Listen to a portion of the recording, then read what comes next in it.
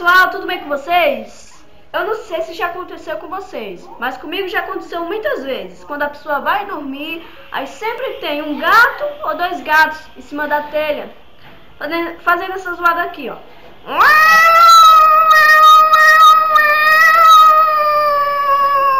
A pessoa fala, pronto, hoje que eu não durmo, esses gatos aí da porra namorando. Aí para, aí a pessoa vai, graças a Deus, Senhor. Aí bota o travesseirinho lá e vai dormir. Aí vai de novo.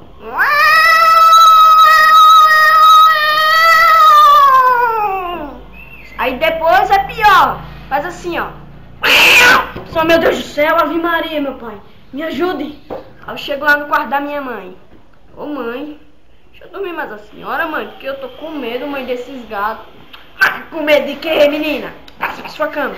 Passa pra sua cama. Aí eu, meu Deus do céu, me ajude. Aí as lágrimas descendo, descendo, e a pessoa lá com medo. Aí até que os gatos param, aí eu rezo e dou aleluia. Oh, meu Deus do céu, muito obrigado, Senhor. Aí vou dormir. É isso aí, galera. Se você gostou desse vídeo, você dá seu like, se inscreve aí no canal, que você vai me ajudar muito.